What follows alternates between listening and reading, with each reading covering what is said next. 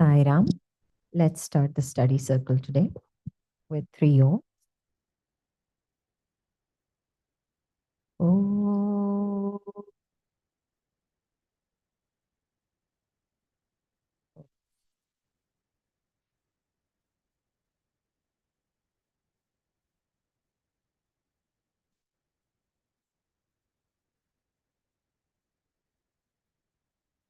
Dear Swami, we are so grateful to be able to meet here together in your presence today.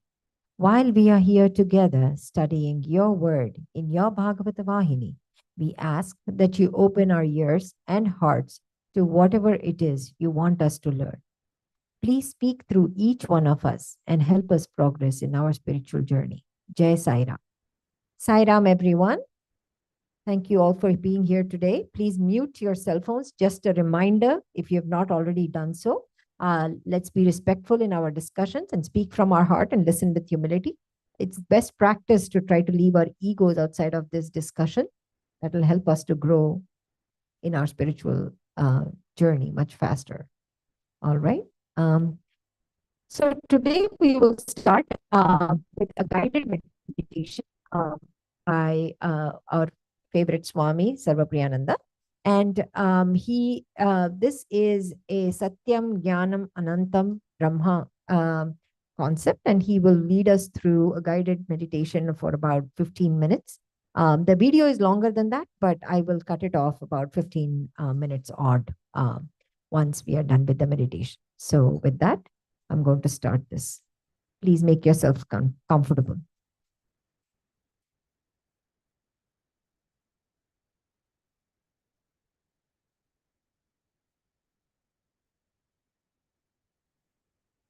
Om Asato Ma Sadgamaya Tamaso Ma Jyotirgamaya Mrityurma Amritam Gamaya Om Shanti Shanti Shanti Om. Lead us from the unreal to the real. Lead us from darkness unto light. Lead us from death to immortality.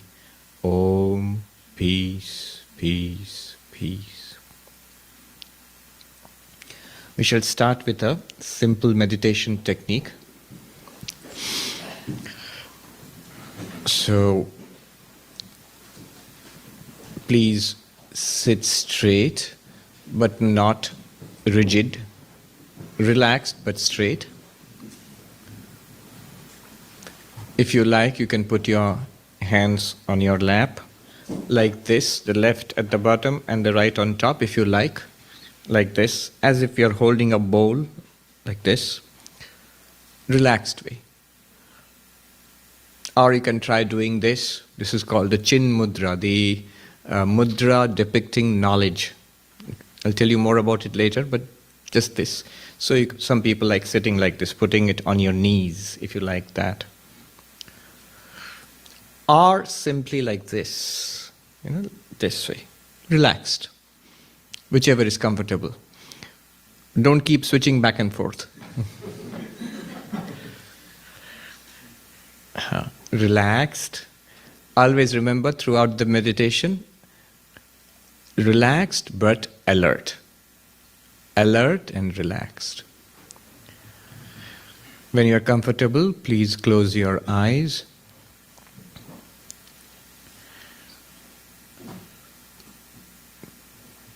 Be aware of the breathing in and breathing out.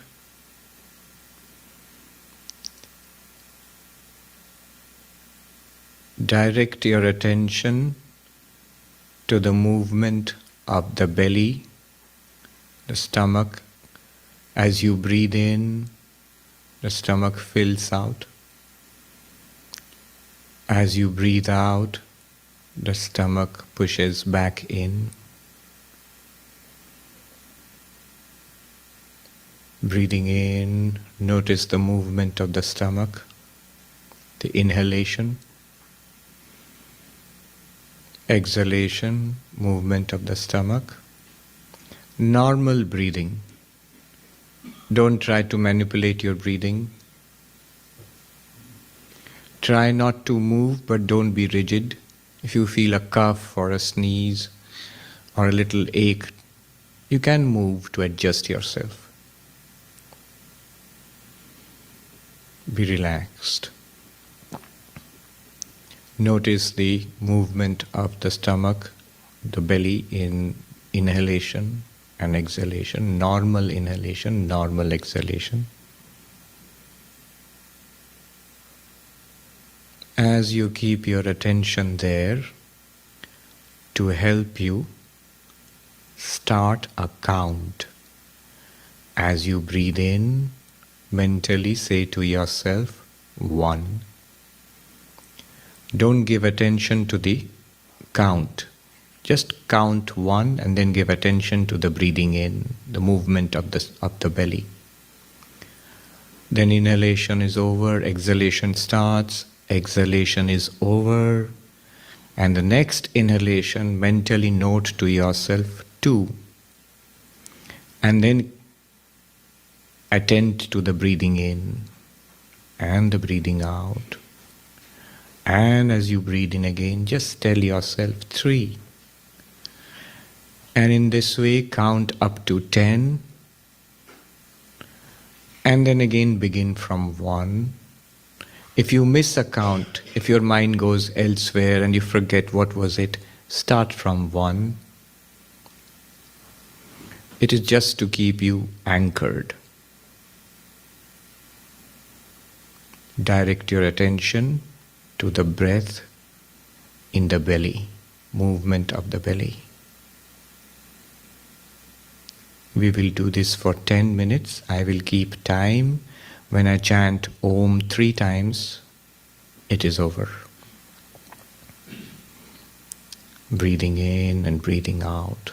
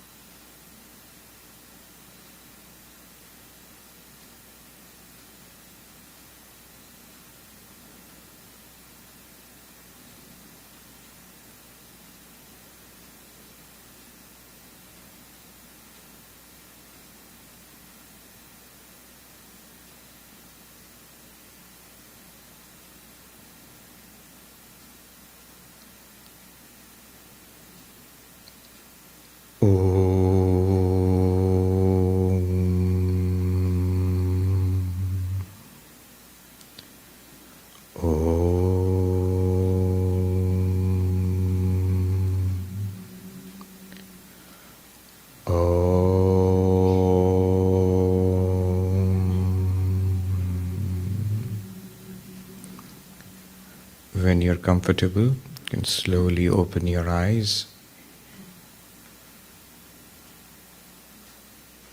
Brahman is infinite being, infinite awareness.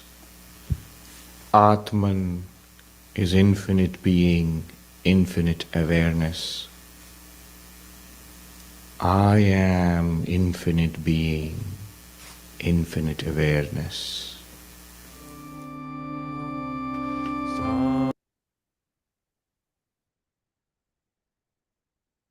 Saira, if you want to take a minute, that's all right. We can come back into the discussion.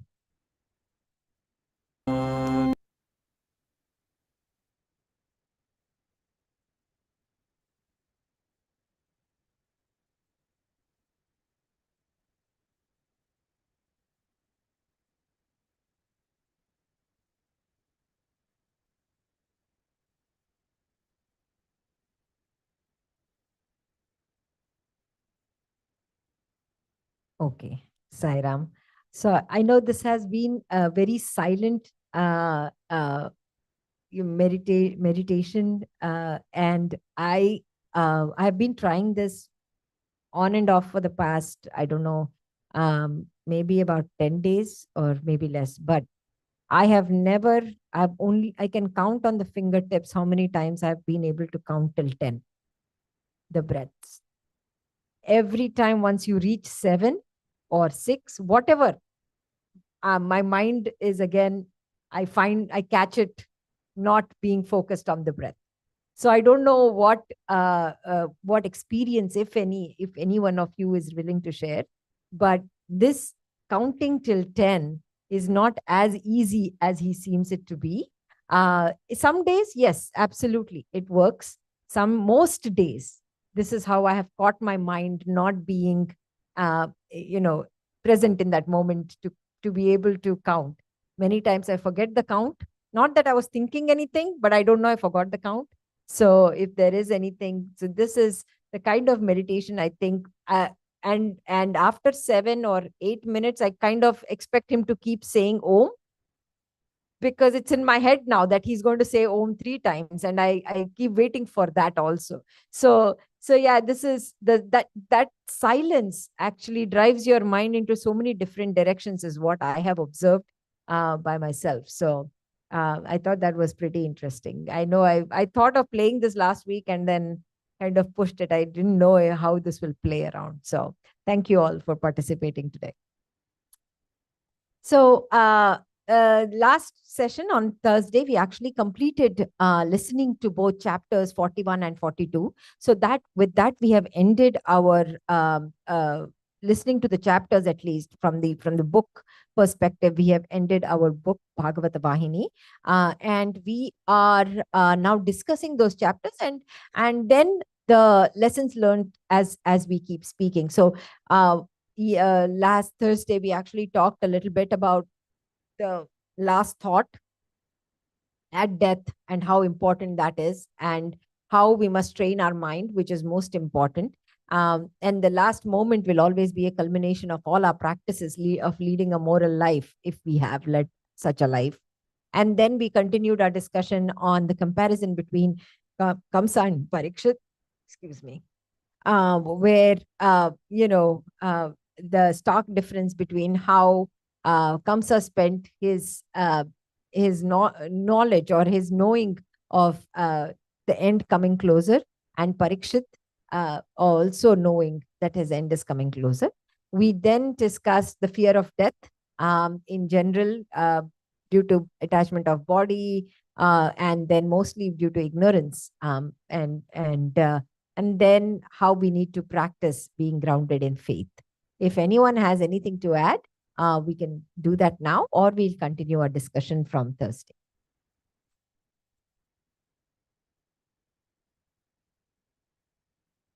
Sairam. I was listening to a Samarpan talk after the discussion on Thursday. It was so jiving with what we discussed. Okay, this person, I don't know if it's all in YouTube, Sachdeva. He Swami student, and he had talked about how his friend, I'm cutting it very short. Who, I mean, casually he mentions to his friend saying that I want to, in my, this one, I want to donate some amount and build either a hospital or a school, and then give free education, free treatment. That's what he casually mentions to his friend. His friend is very well to do. And then that kind of works on him. And later on, suddenly he falls sick with cancer. And then the doctor says he has very few days or something, less time to live. So at that time, he says, since I promised you, I'm going to give that. But eventually, cutting short, he wants to prepare a will. And so this person, I mean, the Sachdeva helps him prepare a will, but he doesn't sign it. And then he was just passing. And then he goes, and then the Sachdeva goes and is angry with Swami, saying that he donated the thing for you and you are not. So what basically the essence of it is, the grace comes into picture when we do that dharma, when we lead a dharmic life, and the whole environment, the whole situation, everything will aid you in that direction. So forget about the past life, whatever karma we have accumulated. See, because that's what we were talking about, Kamsa, between the difference between Kamsa and Parikshit.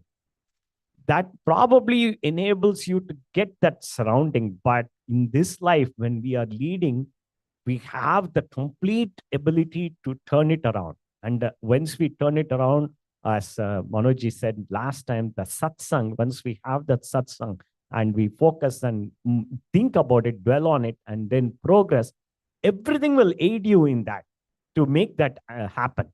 So at that time, the grace also comes into picture. So grace will also help. Swami's grace or divine grace will also help. Absolutely. Yeah. Yeah.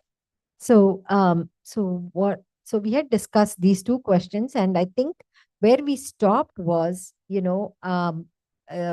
talked about, and we did talk about Devaki. So Shankaranji had brought up this point where Devaki eventually says that, oh, I will just think that my 6 sons' lives was just limited on this earth, and she comes to terms with the end of with their sons' lives ending due to Kamsa. But the question that I have here is, where is that line between true surrender to God's will and resignation born out of helplessness? Right? True surrender. I know when you have faith, you will always think of that. Is that different? Is there anything called resignation if you truly surrender? I just start. See, when you are helpless, that means you don't have faith. That's the difference. The true surrender is you have complete faith and you give in, because you are you're totally sure that you cannot do anything by yourself. The divine will is going to do that, make that happen. Right. So you completely surrender because you don't have any ability to change what you want. So the helplessness is you don't have any faith, and then giving it up and then saying that, oh, whatever happens. So that is not having the faith that it is going to happen for my good. Right. So the true surrender is, as Swami says, is taking everything that happens is for my good. So helplessness, that second option, is not treating it as something that's good. I totally agree with you. I just wanted to bring out that discussion that there is a very big difference between us feeling helpless versus surrendering. Many times, you should not think that you're surrendering because, I don't know what to do right now, so I'm now going to that is not, surrender is not the final point. Surrender should come from within as the first thing that should happen in the process. Please go ahead.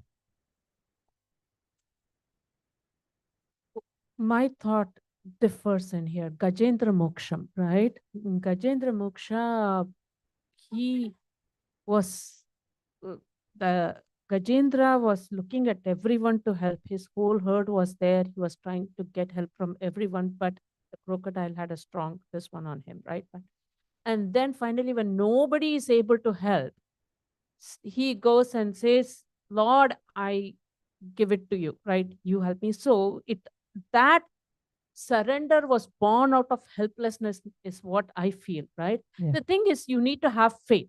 That Correct. is true. You need to have faith, but that doesn't mean that the helplessness doesn't lead to that point where you go and ask God.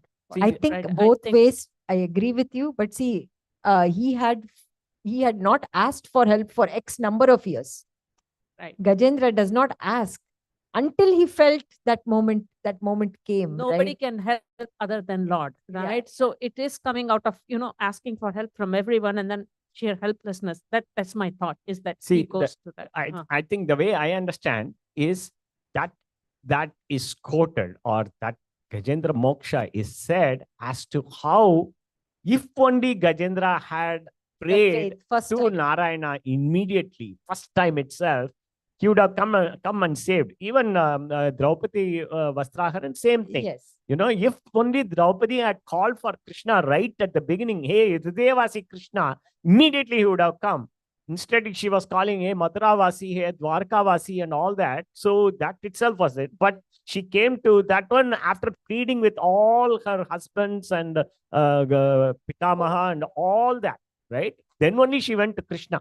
So that's why it took a long time. So the examples, so that surrender, true surrender, if only we can do that right at the beginning, then that grace or this one will happen. So instead, if we think that we can manage ourselves, that's what we usually do. Yeah. We think we can manage ourselves. We can do this, we can do that. We don't, without going to that. So we do that connection to God, or the faith on God, or the true surrender doesn't happen right at the beginning itself, usually, because our ego comes in and then we say, oh, I can do this, I can do that, maybe I can take care, all that. I think a lot of times when we hear the stories, even from all the students, they also have not come here with surrender, right? Surrendering right away. Life has taught them that lesson, that Swami's divine will works in some way. I mean, divine will in Swami's form. Let me put it that way. But whatever it is, they have also learned, even though they had the close proximity to Swami on a daily basis. So I totally agree. Does anyone else have anything to add?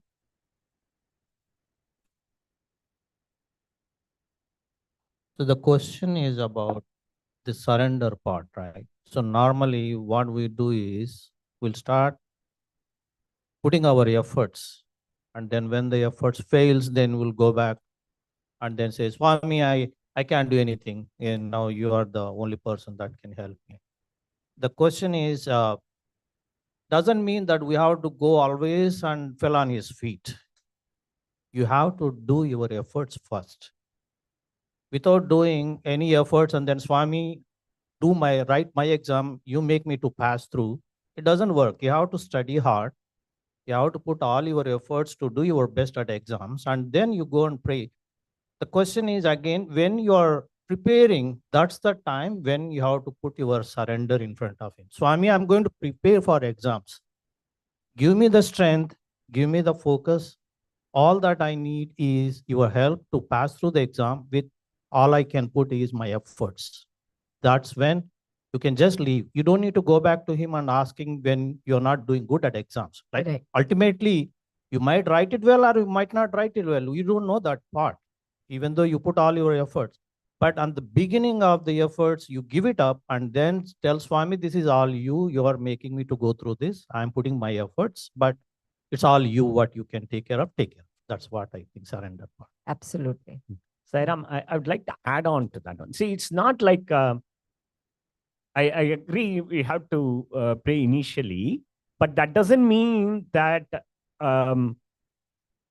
every point we have to say that I surrender to you, because it's not just when you are preparing. Just because you prepared, you prayed, or you surrendered and you prepared. I completely agree. We have to put in our effort. But during our effort also, we can say, oh, I'm going to put this effort, please guide me so that this effort becomes fruitful. And then at the time of examination, also you pray, because you say, okay, I have prepared this.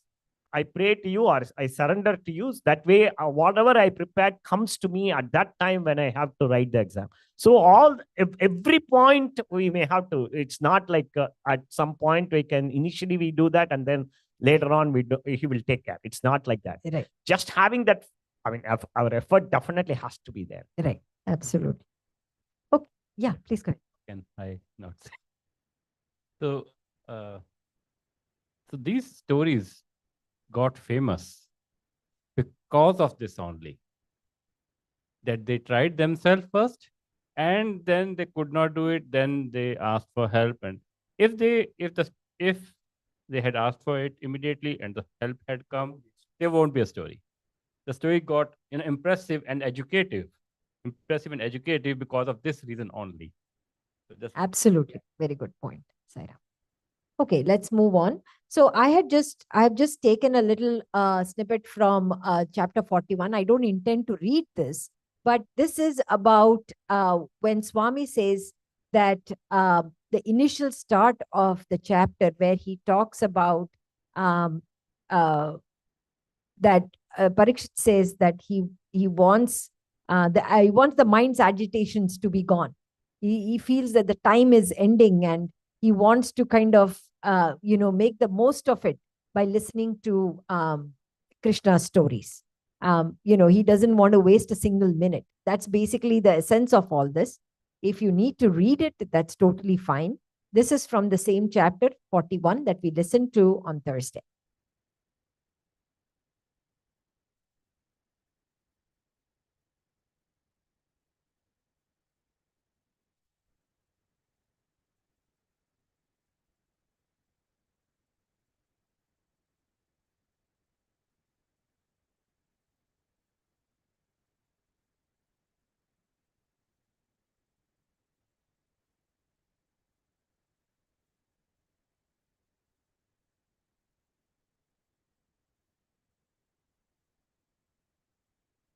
Let me go to the next slide, show you the questions, and then come back to this.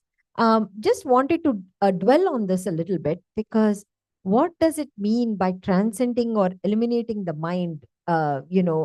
Maybe I'm paraphrasing this. And how does the state prepare one to face death without fear? I thought that is something that we started talking about it, but we didn't complete it on Thursday. Yes. question, please. Yeah. So this is tricky. Can you speak in the mic? This is very tricky. Eliminating mind. So it's the same thing which Venkatji had mentioned in I was listening to. I was not physically here, but I was listening to your discussions. What we did just now in meditation, what have we done? In meditation, we are eliminating the mind. That's exactly what we are doing. So it is not it's the same old concept. Eliminating mind is the vikshepa.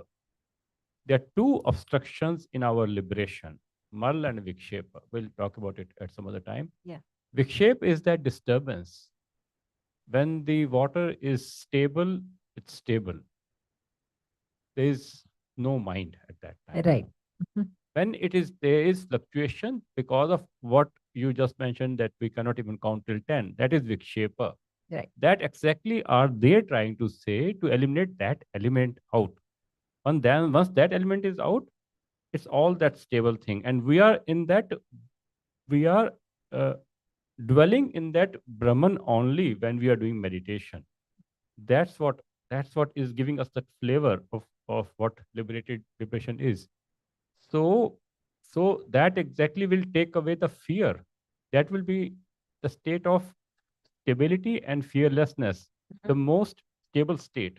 That's what will lead us to that moksha element. Is it making sense? So then we won't have the fear. Eliminating mind is that disturbances in mind. I mean, not mind, but the disturbances in mind. Right. Anything which comes and goes out of mind is that. So that would be the samadhi state. Samadhi is samadhi. Sam is stable. Dhi means mind. So stable mind. Stable mind. So that is that state they are talking about. Right. Absolutely. Sairam, if you just look at Parikshit and Kamsa, Right. the comparison, both know that their death is coming. In other words, Kamsa knows that his death is coming, but he wants to somehow conquer that. Yeah. He wants to get out of it because of his attachment to the body. Right. And because of that mind. I think the mind is the one that plays the whole thing because he's not able to control the mind. And the mind is introducing all this body attachment and therefore the fear of death. So the fear of death is directly related to the attachment to the body and mind. So if you compare that with Parikshit, he was completely not attached to the body and mind, or at least considerable extent, he was not attached to the body and mind. So for him, death was nothing. Right. He didn't get affected by death, and therefore there is no fear. But whereas Kamsa, the mind was playing a big role, and so he was extremely attached to the body, and all the similar situation. Both were kings. I mean, Kamsa was a king. Parikshit was also a king. Both had a similar situation, and so Kamsa could not digest the fact that he's going to leave. Right. So that is exactly. So how do devotion and divine stories help the seeker? Right. Yeah. Adding to what Venkaji just mentioned, Right. I would slightly differ. Mhm. Parishit was also not in a stable mind, actually. I mean, was not in stable mind, but he is giving us the remedy when the mind is not stable. What to do is to listen to his stories. Has he not listened to all these stories in the past? Yes. Mhm. Doesn't he know how Krishna was born? Doesn't he know that how all these things had happened? He had listened to it multiple times. He's a grown-up man. He knows what Krishna's stories are. He knows that already. So whenever the mind is not stable, is asking for something from outside world, engage your mind into Lord's stories. That's the message he's trying to give. Right. You know, engage. So whenever your mind is tranquil also, what to do? Go and see Nora Patehi? No. Go and see this. Go and to satsang. Go to the bhajans. So that bhajans is little bit of activity and so what to listen to? Krishna's stories. What to watch? Krishna's movies. What to talk about? Krishna's story. Books. So you put your senses Into that. So that's what the message being conveyed. So he, otherwise he could have done the samadhi. He did not do the samadhi. Yeah. He asked, "What should I do? My mind is vichlit right now. What should I do?" His mind was vichlit actually, which got stabilized into Krishna's stories. Repeat listening. Yeah, absolutely. So does that help us going to go listening to stories, or like we mentioned, does that help us to go from the form to the formless? That is something that so how do devotion and divine stories help the seeker? So because we are on the path of Advaita, that's why I am asking the question. We don't even need to worry about it. As long as we have faith, that is more than enough. Yes, that is established. Now going on to the next step of Nirguna versus Saguna, is that something that helps us with, because we are engaging our thought, mind, our senses into forming a picture, into forming a story that brings us peace, joy, whatever may be.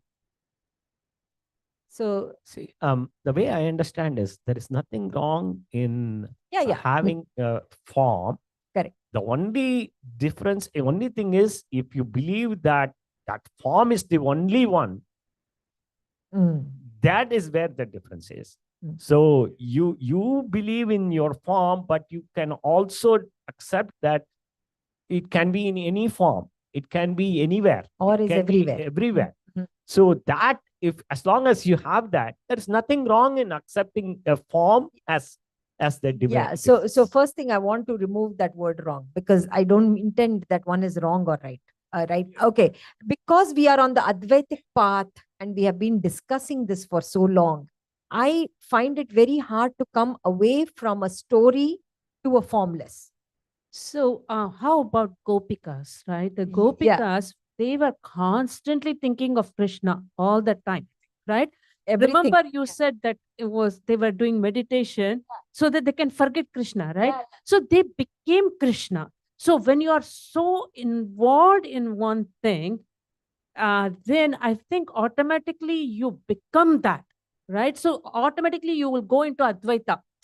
So you don't have to worry about that. So from form to going into formless, if you are intense in that practice, I think automatically you will go into Advaita because you and him become one. Sairam. Yeah, great point. Beautiful. Uh, I concur with Shaumaji. Exact. I was thinking the same thing.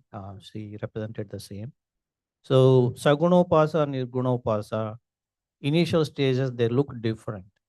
But after you start, whatever the path you choose, Sagunopasa becomes Nirgunopasa because you don't find distinguish between anything. Like as he mentioned, so you start looking Krishna, and then Venkatji is saying, as long as there is one statement, oh, only mine.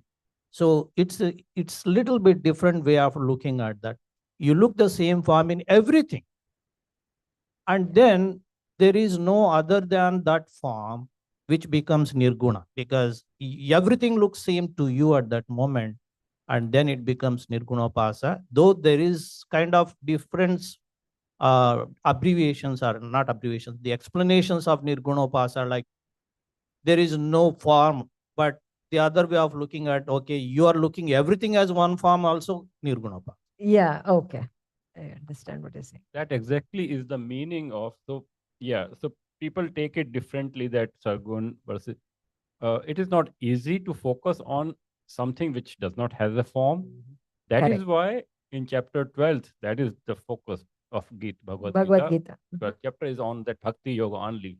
So both will lead us to the same place. So not to worry. But as Venkatji mentioned, when we worship Swami, he's our Isht, he's our Guru. Is he here? Yes, he's here. Is he here only in this form? No. No.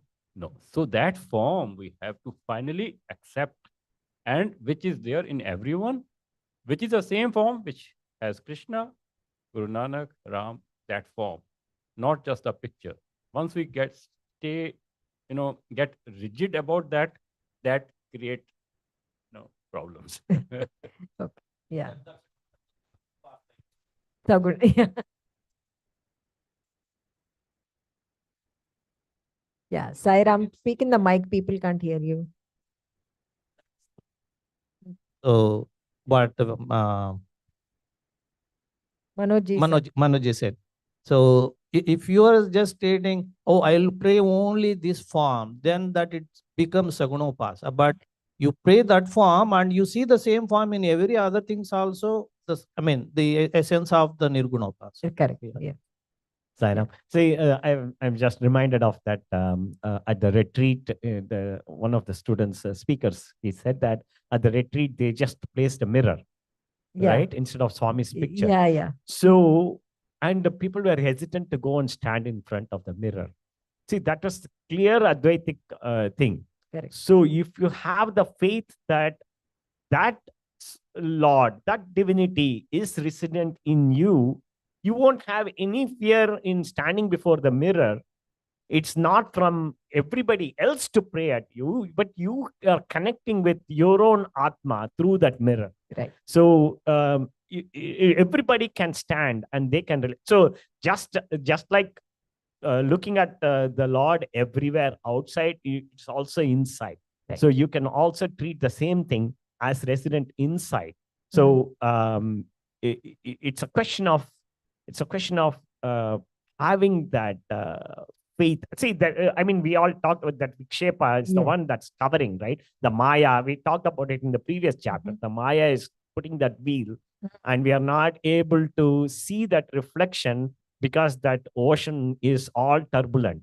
So when it's turbulent, we cannot see the reflection clearly because it's all there. We don't even see, sometimes we don't even see the sun. The cloud is blocking. So once we remove the clouds and once the water is stable, then we can see that reflection, because reflection is what we can see. Right. That's what we talked about. Absolutely. That is only the Chidabhasa that we can see. Correct. The Chit is right there.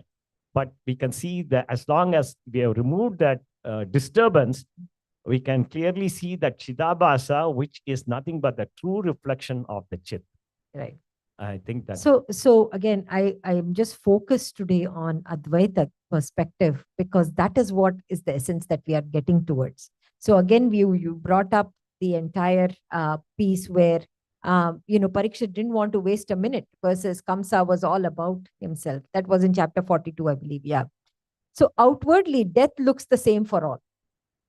So how does Advaita explain the difference between a Parikshit and a Kamsa? Does it? Is there something called dying in ignorance? I mean, you are ignorant and you die, the body is gone. At the physical level, there is no change. Both bodies are gone, right?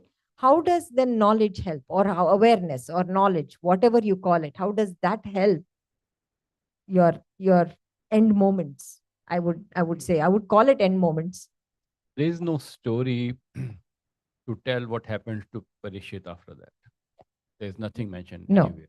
that is the end This of is it. basically all this is for our learning. Correct. So, yeah, the story ends there. Yeah. No, I'm not going by the story. No, Manoji. story means Yeah. there's nothing description what happened to Parishit after that. Right. So this is for all our learning. All these things are for our learning how to lead our life. Correct. And not beyond it actually. Yeah. That's why there is no answer.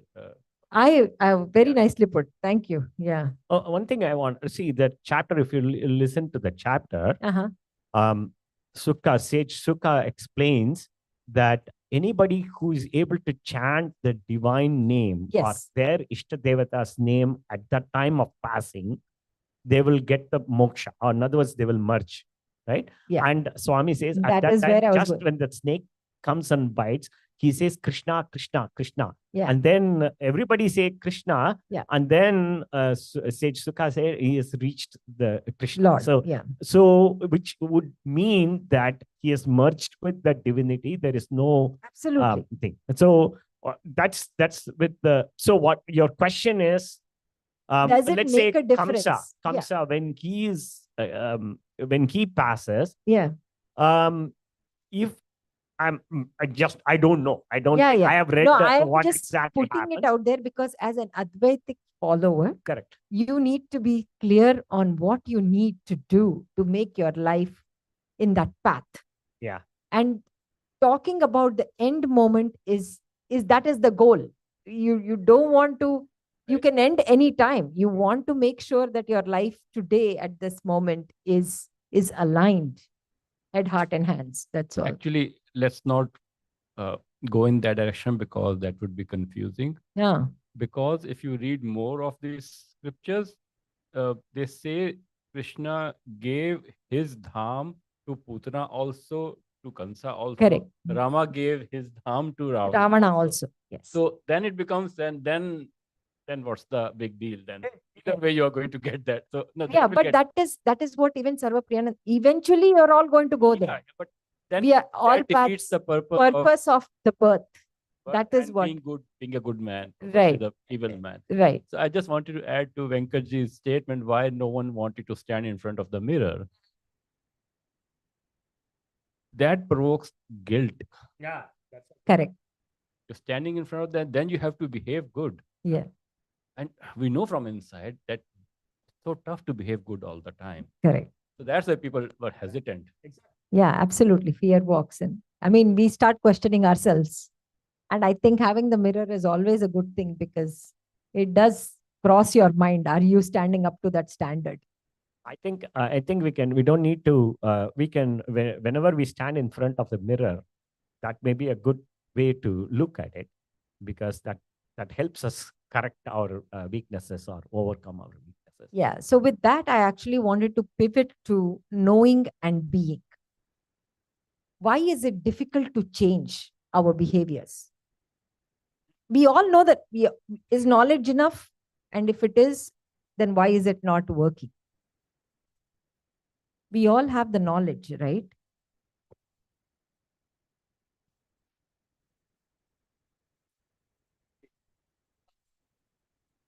It's on, Amma. Vasanas and karmas. So that is why you think it's difficult to Yeah. change. So you Even are, if we attempt, sometimes we won't be able to.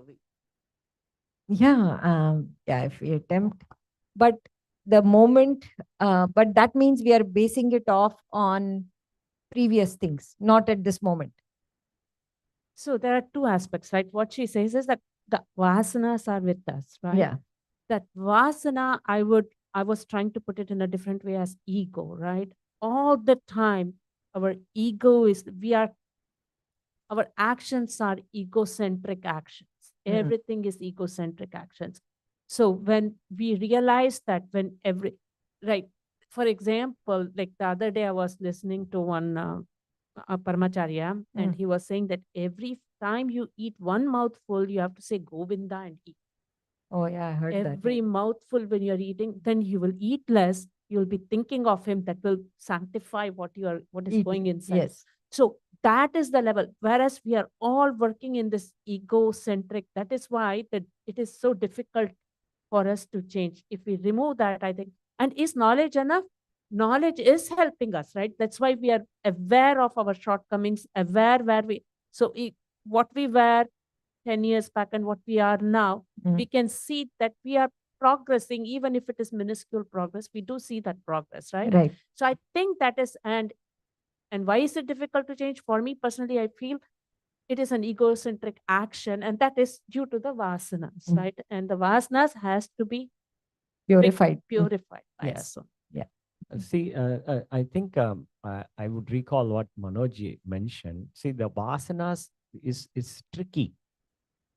Vasanas probably are initial reason for the surroundings, okay? Right. But that doesn't mean that you don't have the freedom to change that.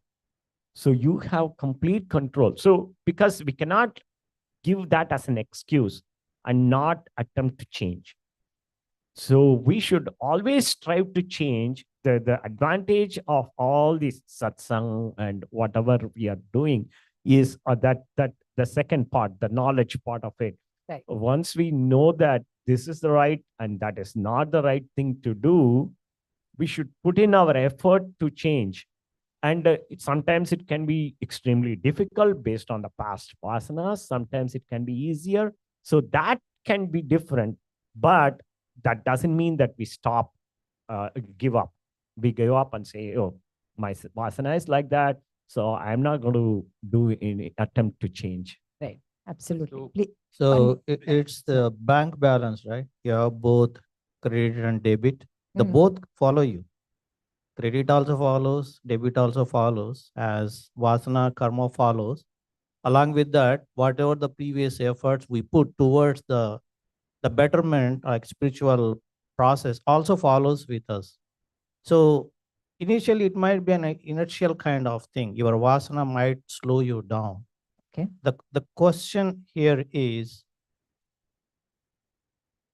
what kind of efforts from your side you are not putting? Why you are? The question comes, why you are not putting that, right? Why you are stuck here, even though we know all that knowledge? Right. The reason for that one is the inertia status is always comfort. Like, it gives you the physical comfort, mental comfort, all that comforts which along came with the vasana. Mhm. Or maybe in this Jarma also we have that comfort feeling. Yeah. Okay, eating sweet is happy, Yeah. but if for the health sake, if somebody asks you to eat a little bit bitter, you don't eat because the sweetness gives you pleasure, comfort immediately. Whereas eating that bitter pill might be difficult for you, even though it's helpful. So it's the same comfort, right? That's why people don't put that comfort aside to go for this knowledge, enlightenment, whatever the spiritual process they define. We don't go because they are difficult. They are like a bitter pill, but ultimately they give the better result. But because of that bitter pill effect, we don't do that. Right. Absolutely. So the point of this was to just bring our awareness, rather to just know that there is a difference between knowing and being. We are not we are not walking the path. We are understanding the path, but walking is truly different. Yeah, please. go. So I mean, I get scolded by Mamta repeatedly if I put the dish without putting water on it, because the things get stuck, it gets dry, it's Yes. tough to clean. That's what it is. So the more it's whatever dish is more, dirty, it needs more time to clean. Mhm. So how deep our sanskaras are, how deep our those vasanas are, it takes time to clean up. The thing which has gone wrong, not wrong, but maybe different. Don't take me wrong. Kindly, I'm saying it very humbly for elevation of everyone, that we have started from middle. We have not done that exercise of cleansing that much. We have started reading Vedanta Right. quite shortcut. Right. So when we used to read that, they need lot of seva and lot of bhakti, lot of cleansing, and then get those mahamantra. Right. So we probably made a shortcut. So it needs lot of cleansing before this thing will go in Aham Brahmasmi. Putting a logo Aham Brahmasmi, taking a flag with you, Aham Brahmasmi doesn't make you Aham Brahmasmi. Correct. Yeah. Exactly. So that cleansing is still, it needs to be more cleansing have to be done. And cleansing will come by seva, as our logo is. Yeah. So serve all. So doing that seva, nishkam seva, without anything in return. Keep doing it, bhakti. All this will take us to that level when this will be equal. Knowing and being will happen into that level. Yeah. Thank you. All right. So I have. So Yeah, can I please go say ahead. that from what I heard from everyone, can I say that faith and discipline, they are the two pillars for our Absolutely. change, Yeah. right? So if you have to have a firm faith and then the discipline, you cannot just slack, right? At every I- moment. Yeah. Every moment. Yeah. I would add perseverance to that. Yeah. So discipline and perseverance, because many times these challenges definitely will not. I mean, we may find, for example, we may sit on the meditation, then Yeah. mind will keep going away, and we will not. That we tend to, it doesn't seem to be working for me. Correct. So that is easy to come to that judgment and then stop doing it. Correct. And that's where that perseverance has to happen. Yeah. That's we should not be giving up. As long as we know that is the right thing to do, we should not give up. That is the satsang. That is where satsang helps to repeat. Okay. So with that, I actually wanted to, I wanted for us to listen to this, and then we will continue once, because this, I think, is the most important part of what we are trying to achieve and being better every day. So Here at Windworld of Tidewater, we're proud to celebrate our 25th anniversary with a special anniversary offer. Right now, get this incredible journey. Click the subscribe button below. Om Asatoma Sadgamaya Tamasoma Jyotirgamaya Mrityurma Amritam Gamaya Om Shanti Shanti Shanti. Om, lead us from the unreal to the real, lead us from darkness unto light, lead us from death to immortality. Om, peace, peace, peace. Good evening and namaskar, everybody. So we are gathered again here with a very important subject. I mean, I always say it's an important subject, but this is really important, because knowing and being, I think this, in Vedanta, we inevitably come to this point. We're finally opening. Shingles doesn't care, but Shingrix protects. Only Shingrix is proven. This question I've heard again and again, that I now get it. I've heard the teachings, I now understand it, but there's how do I make it real? How do I embody it in my life? How do I take the,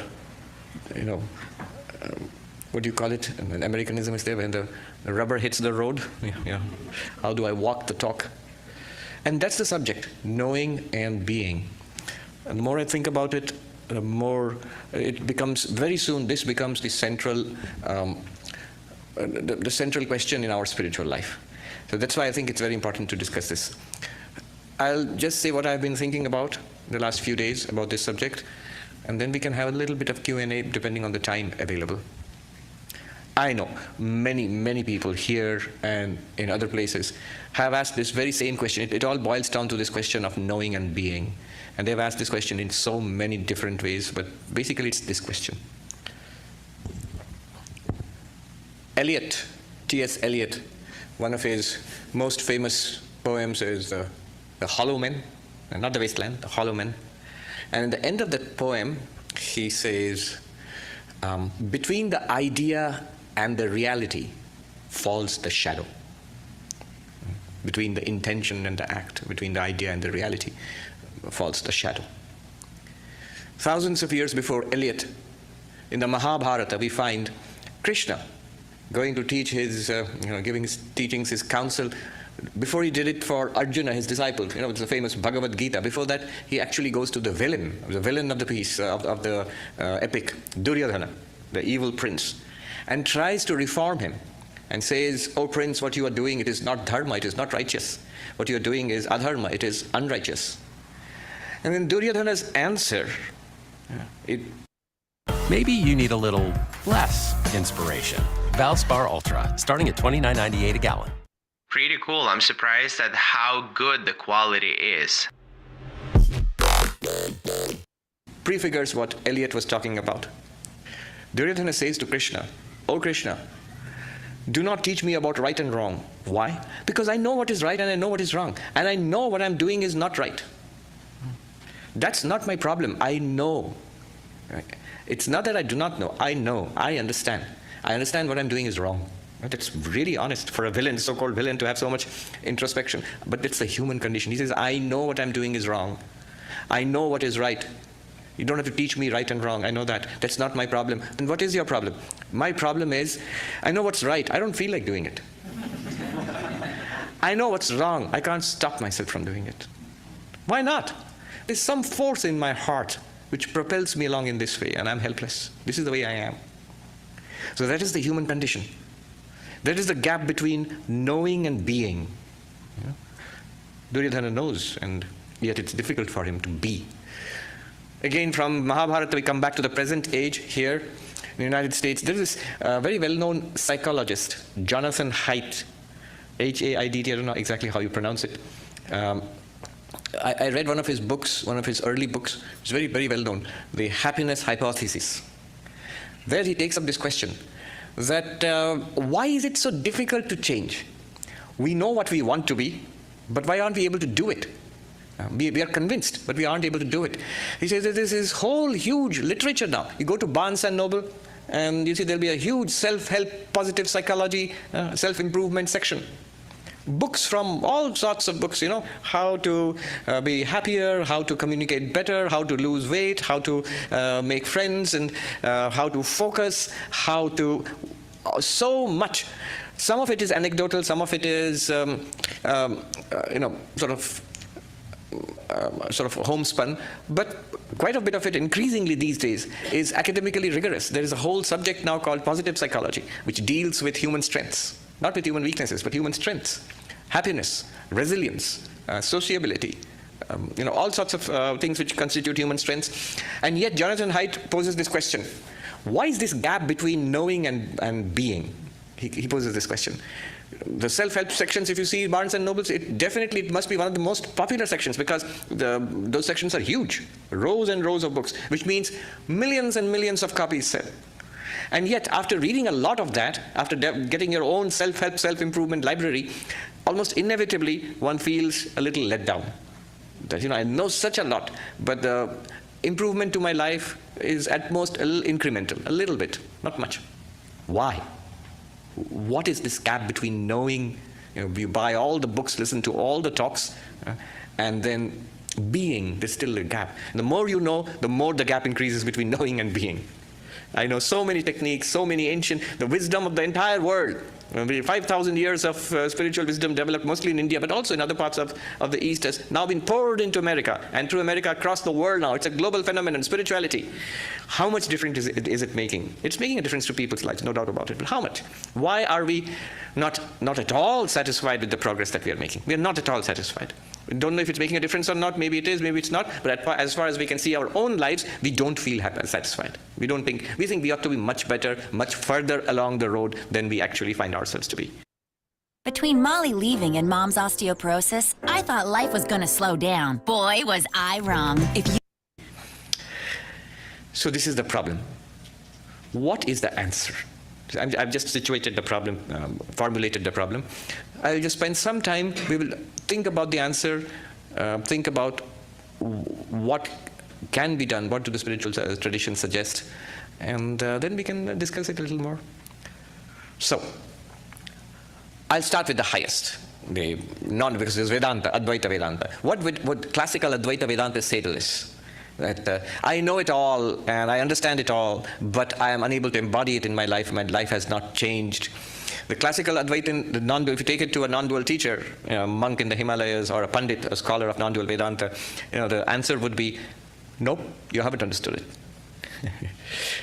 I know a person who's studying Vedanta, and she said her teacher is very well respected classical non-dualist in India.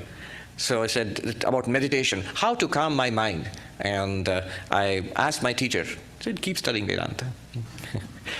She thought he would recommend some kind of meditation technique, do this, sit in this way, breathe in this way. Keep studying Vedanta. In Riviyat Swamiji's room, there is a book on the table which says it all. It says, the title of the book is Knowing is Being. That is the answer from the Advaita Vedanta perspective. From the non-dual perspective, knowing is being. Is knowing and being? No. You're making a mistake. What does that mean? Again, this is again from the view from the Everest top, from the top of the spiritual ladder. It may not be practically directly relevant or useful to us right now, but it's good to know. And it's the truth, it's the ultimate truth about all of us. Even now, it's the truth about us. Yeah, maybe we'll find it too metaphysical, too abstract, but still good to know, good to start there. Then we'll work our way downwards to where we are. It's like this. I remember when we were kids, we used to read these comic books. They're called Asterix and Obelix. I don't know if they're not popular in the United States, no. But in India, they were popular. Everyone's here for me! Shingles doesn't care, but Shingrix protects. Only Shingrix has proven over 90... So, anyway, the story works well even without even if you haven't read the comic books. So it's set in ancient Roman times. And Asterix and Obelix are these Gauls, they're rebels. They fight against the might of the Roman Empire and so on. Anyway, the story is that some character in that in one of those comic books, they visit their version of a therapist. That was a druid. In those days, druids were there. So there's this famous druid who cures mental illnesses. And so they're sitting there, and they find the patients going in and coming out cured. But the cures are really weird. So this person is sitting on and barking at everybody. What's wrong with him? He thinks he's a dog. And so he's called next, and the patient goes in and comes out walking straight. Wow, he's cured. Not really. He still thinks he's a dog, but he taught him how to beg. The Advaitin will say all your efforts at self-improvement are like this. You're mad. You're just mad. You're fine-tuning your madness so that it doesn't appear so mad after all. You must first realize, the real cure is to realize that you're not a dog. You're a human being. Similarly, the real answer is to realize what we truly are. Not put, band-aids, make a little fix. I am scattered. I can't focus. I must learn how to focus. Great. I'm a loner. I must learn how to make friends. Okay. I am lazy. I must get my act together and earn $1 million. Okay. But from an Advaitic perspective, all of these are based on ignorance. These are all false moves. And the problem with these moves is none of them taken by themselves or all put together, none of them are going to bring you what you think you want. You want satisfaction, peace of mind, fulfillment. None of them will work. Get friends, be a loner or get friends. Be poor or be rich. Be distracted or be real laser sharp focused on your work. Call Winterworld today for a free quote. I got a call from the White House saying, "How dare you?" Ironic that the party that calls itself tolerance is. In both cases, there are problems. None of them is a deep solution to the question of life. What is a solution? The solution is enlightenment, realizing what we truly are. How will that help with the question of knowing and being? In Advaita Vedanta, knowing is being. Because the non-dualist is so different from all other kinds of religion or spirituality. And the non-dualist says that you already are perfect. In our real nature, which we do not know, if we would know ourselves as we truly are, it's already all right. Our lives seem so far away from all right that it seems ridiculous to say that to us, but Advaita insists. That's why Advaita Vedanta non-dualism is so radical. It insists it's already all right. You just don't see it. It's like watching a horror movie followed by a tragedy, followed by a documentary on war, and so on. But if you realize they are movies, that's the central thing to realize. It's not that there's good, King Kong has come and is smashing up New York, then followed by the great earthquake, and California disappears into the Pacific Ocean, and then space aliens invade. All of that didn't happen. It's the screen with movies, with pictures and sound. That's the point to be realized there. Similarly, what we consider to be our life here, that is an appearance of an underlying reality, and that reality is perfect. Existence, consciousness, bliss, unlimited existence, unlimited awareness, and unlimited fulfillment. Great, but what about me, we ask. And Advaita Vedanta says, Tat Tvamasi, that unlimited existence, awareness, fulfillment, you are. Yeah, but I have to become enlightened first, right? That's the whole deal in Advaita Vedanta. No, whether you become enlightened or not, you are that. Whether you meditate or not, you are that. Whether you are a billionaire or you are homeless, you are that. By the way, there is a homeless billionaire. I met him here in Hollywood. It's a distraction, but I have to tell the story.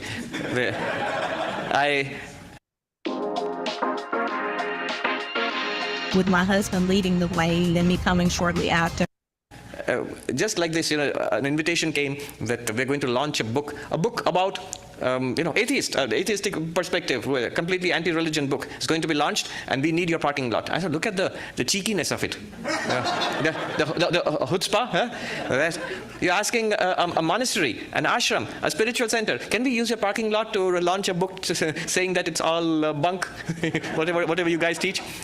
And we are, it's difficult to get one over us. And we said, of course you can. And not only that, I told Swami Mahayogananda, let's go and attend. We also want to attend. So I went, and the book, of course, was a very famous Celtic physicist here. It's called Sean Carroll. The book is The Big Picture. He's a very nice gentleman, and he gave me a copy, saying, Swami, enjoy the universe. He signed it, and he gave it to me.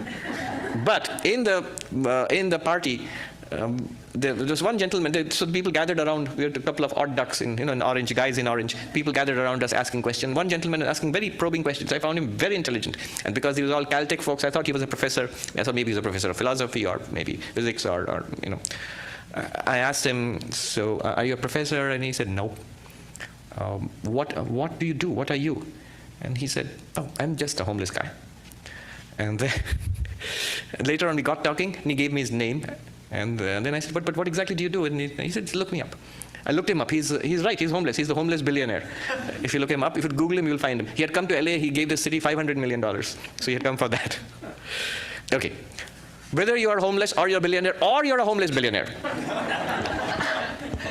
it still doesn't work. In any case, you are Brahman. You are that absolute reality, and it's all right. Only thing is that until we know that, it's not available to us. If we do not know that, what happens is we are whirled around in this what we call samsara, and we suffer.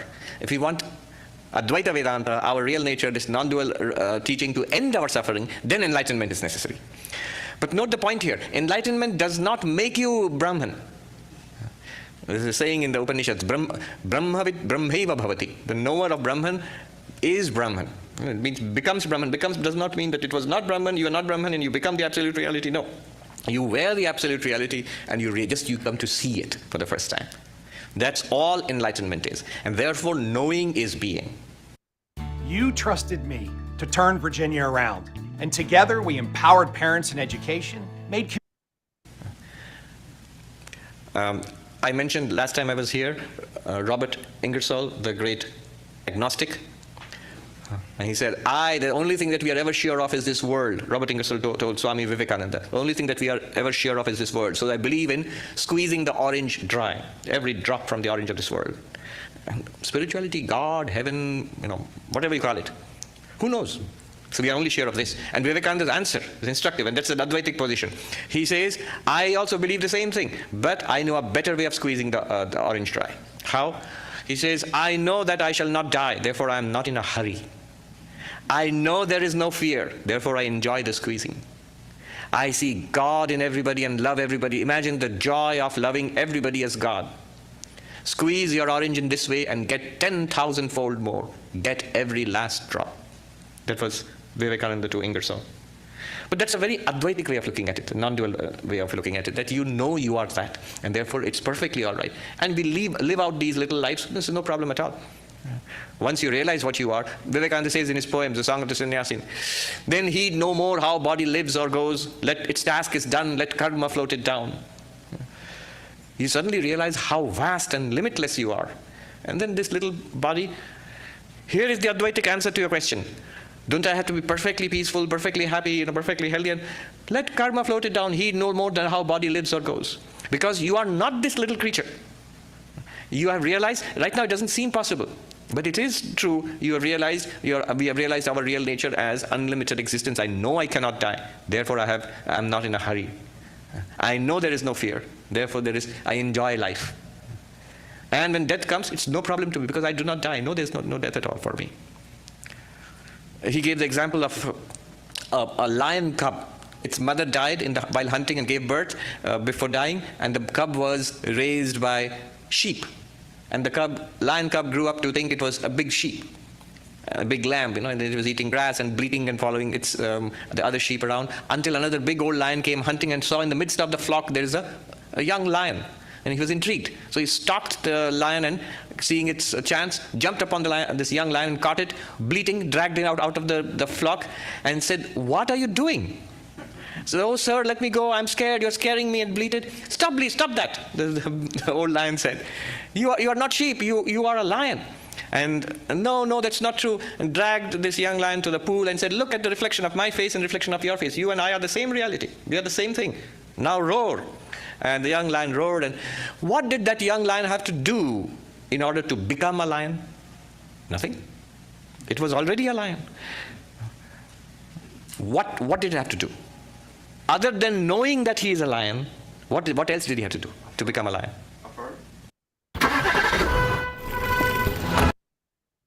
Okay, I wanted to stop it here because this is what I was trying to get at. What do we need to change? We don't need to change anything. Is there, what is the difference when we know all this? How does it change your perspective today? What is it that will make you, it could go both ways. In some ways we think, oh, then anyway, I have to live out all these little lives. Eventually somewhere I'll get in. Why bother about it this life? Or bother about it this life so that the future lives are, so where do you want to land? And what do you have to do? The story says it all, basically, that you don't have to do anything. You already are that. How does that change our lives today? Yeah, so that is the trick. In fact, when you mentioned this question, I was already thinking on those lines. Sure. Because that's the biggest the phrase of Mandukya Upanishad. I was trying to Google it again. Brahmvid. Let me read it so that everyone can. The actual words are Brahmvid, Brahmev Bhavati. Brahmvid, person who knows Brahman becomes Brahman. Because we are already Brahman, it's the matter of realizing. So what did the lion do? The lion's cub do? They made him realize that you are the lion. Lion, yeah. You are not the sheep. Yeah. So it's matter of, so what do we have to do? The answer is already given by Swami. Keep doing what we are doing. We are on the right path. This will lead us to this state. It's matter of perseverance, having the patience, keep doing the bhakti, keep doing the satsang, keep doing the seva, and reading Vedanta. We all are on the right path. So we'll reach that state. Matter of time. Yeah. See, the thing is, yes, all that is done. But usually what happens, I'm just saying, Correct.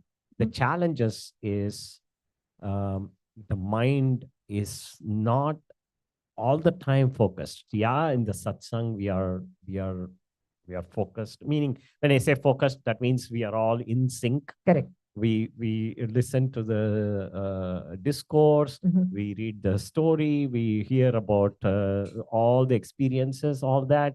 So everything is hunky-dory, excellent, Right. perfect. Our mind is so peaceful. And when we go back home and start going about doing our regular Daily thing, things. Yeah. we don't dwell on this all the time, right? We forget this. And then we are caught in this regular thing. Something comes up, we keep bothering. At that time, what all these things should help is this Swami's discourse should come into our mind and say, I am not going to die. Right. The death is not, I mean, I am Atman, the Parabrahman. So it's not going to die. Death is not the thing. So all those things should come to us so that our mind's agitation is calmed down and we are able to handle that situation better. So this is what I think practically I'm looking at how we can use this satsang or whatever we are That doing is the here, point. how we are you can going use to use it in our this? lives. Yes. And that progressively we will lead to a situation where those agitations calm down by itself. We don't get that much agitation because we are trained to think about this. But I'm also, the other thought came to me when Swamiji mentioned about knowledge is Brahman, meaning knowledge is being, right? So when we Knowing is being. Knowing is being. When we dwell on that knowing part of it, because I need to know, because no amount of knowledge we can say I have known everything. No. So obviously, there is always things to know more. So if you spend more time on knowing the right thing, then you have less time getting distracted into the mind-body complex. So that way it can help you accelerate our progress. These are things that we can. Very nicely put, Sairam. Yeah. So 2 cents on this knowing and being, right? So what we look at knowing word is we are actually thinking that the knowledge, the scriptures, the definitions, the Upanishads, everything that we are talking, knowing that information is being. So, but the actual essence of knowing is, so if somebody says, sugar is sweet. But what if you have ever ate sugar? You don't know what is the sweetness meaning at all, right? So if you really want to know what is the sweetness, you have to actually consume it, enjoy it. So knowing is that you are a Brahman means you have to be in that state of Brahman. Because you just know there is a Brahman is not going to. Knowing is that you are the Brahman means you have to experience that you are the Brahman. Otherwise, that literal word of knowing that we look at is knowing the scriptures, knowing the knowledge. Knowledge, we are all talking about the knowledge. Correct. Knowledge is not. The experience is the one which makes a knowing. So if you don't have that experience, that means you don't know that. Correct. That's what is. Yeah, I agree with that. And that is the difference between knowing and being. Being is someone who has experienced that knowledge. He has been there. And I think, and then there is no words needed, like Ramana Maharishi or whoever, Swami Vivekananda, they all have known and been there. Has anything changed for them from there on out? I think they still did what they did, but they knew, they experienced that one thing. But so even if you experience it, it's not the end of it all, right? Yeah, that's another point that I think we should be aware of, that experience is just that moment. No. So yeah, experience is that's that why I was asking. moment. Yeah. But to dwell in that experience throughout is the key. Correct. We all experience it on and off, on and off, on and off, but we don't know what that pleasure thing is, that bliss is. So once we learn the theory of it, we come to know, okay, this was that moment, and then dwell on that moment longer is going to answer what you are saying. So once we know this is what it is, and keep feeling it, staying in that mode, staying in that mode longer is the difference between others versus those swamis we talked about. Staying in that mode is longer, for longer period. That's what we have to practice. We have to practice. Yeah. In fact, that being and knowing and being makes you to do your job much more perfectly. So you know exactly why you are here, what is your responsibility, what you need to do. You do it 100% perfectly because you are that. There is no other distractions for you. So even though you are that being, but you being in that state, you still do all the necessary things in the human form. That's what Vivekananda did. There is no need for him to travel all the way to Western countries, do all this spiritual thing, because he knows that there is a responsibility given to him by his guru. Correct. That's why he came here. He has performed.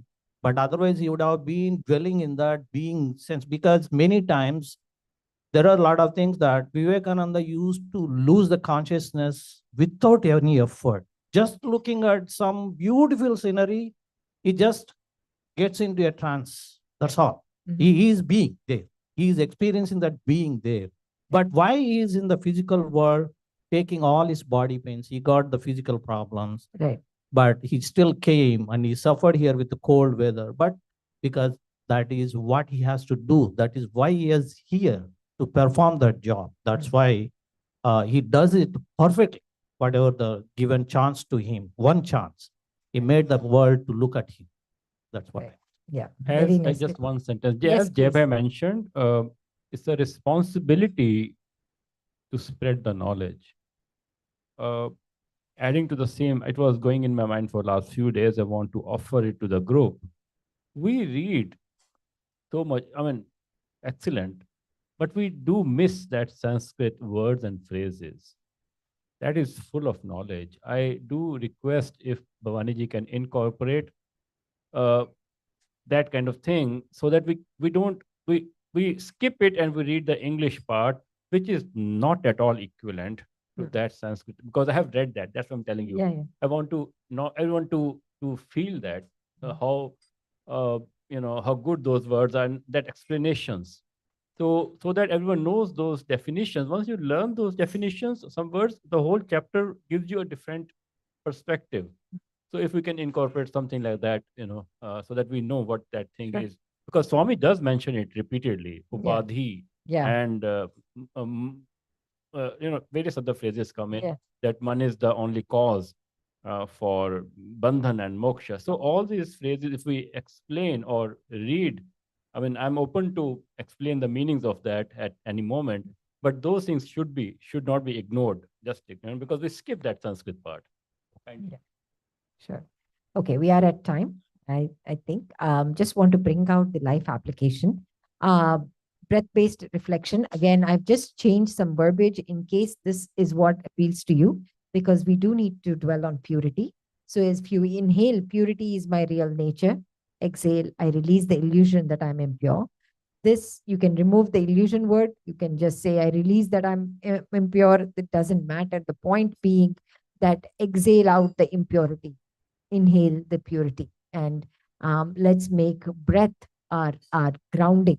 And I think that's the best way to put our efforts into the right place. So with that, thank you all for being here today. We'll end with Om and Three Shanti. Om Shanti, Shanti, Shanti. Sai Ram. Pavitram